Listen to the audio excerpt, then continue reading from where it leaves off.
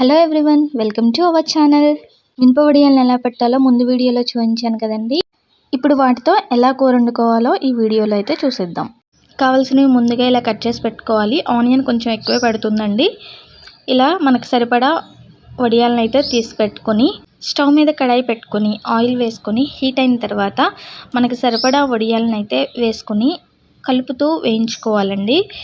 ఇలా కలుపుతూ వేయించుకుంటే కలర్ చేంజ్ అవుతూ వస్తాయన్నమాట. మనకి గోల్డ్ కలర్ వచ్చేంత వరకు మనమైతే ఈ వడియాలని వేయించుకొని పెట్టుకోవాలి.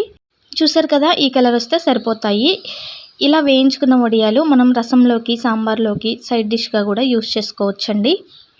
అదే కళాయిలో కొద్దిగా పోపు అయితే వేసుకోవాలండి. ముందు ఆవాలు, జీలకర్ర, పచ్చిశనగపప్పు, కరివేపాకు వేసుకొని కొంచెం దోరగా వేయించుకోవాలి.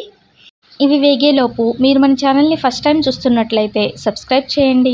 అలాగే పక్కనున్న బెల్ ఐకాన్ని క్లిక్ చేయండి. మన ఛానల్లో ఏ వీడియో పోస్ట్ చేసినా మీకు నోటిఫికేషన్ ద్వారా అయితే వస్తుంది. ఇవి వేగిన తర్వాత ముందుగా మనం కట్ చేసి పెట్టుకున్న పచ్చిమిర్చిని అయితే వేసి వేయించుకోవాలి. అలాగే మినప వడియాలను ఎలా పెట్టుకోవాలో మన ఛానల్లో వీడియో అయితే ఉందండి. ఎవరైనా చూడకపోతే ఒకసారి చెక్ చేసేయండి.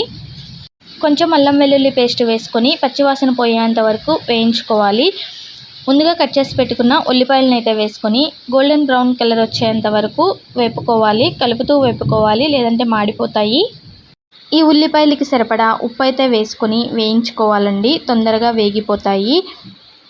ఇలా కలుపుతూ ఒకసారి మూత పెట్టి ఒక 2 నిమిషాలు వేయించుకుంటే మనకి గోల్డెన్ బ్రౌన్ కలర్లోకి ఉల్లిపాయలు అయితే వేగిపోతాయి. చూసారు కదా, ఇలా వేగిన తర్వాత మనం ముందుగా వేయించి పెట్టుకున్న వడియాలు ఉన్నాయి కదండి, ఆ వడియాలను అయితే వేసుకొని అంతా బాగా కలిసేలాగా కలుపుకోవాలి. మనం వడియాలు పెట్టుకునేటప్పుడు పచ్చిమిర్చి, ఉప్పు వేసి పడతాం కదండి, అందుకని చెప్పి ఉప్పు తక్కువే పడుతుంది. అందుకని చూసి వేసుకోవాలి. అలాగే కారం కూడా చూసి వేసుకోండి. ఎందుకంటే పచ్చిమిర్చి వేసి పట్టిన వడియాలు కాబట్టి మంటగా ఉంటాయి.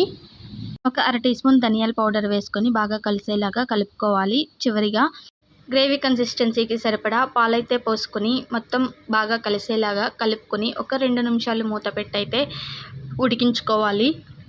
కాచిన పాలైనా పోసుకోవచ్చు, పచ్చి పాలైనా పోసుకోవచ్చు అండి. ఇలా గ్రేవీ కన్సిస్టెన్సీ దగ్గరకు వచ్చేంత వరకు 2 నిమిషాలు మూత పెట్టయితే మగ్గించుకోవాలి. అంతేనండి, చూసారు కదా, ఇలా దగ్గరకు వచ్చేసిందంటే కర్రీ అనేది రెడీ అయిపోయినట్టే.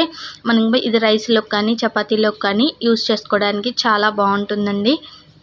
ఒకసారి మీరు కూడా ఈ విధంగా ట్రై చేసి ఎలా అనిపించిందో నాతో షేర్ చేయండి. వీడియో నచ్చినట్లయితే like, share and subscribe my channel. Thank you for watching.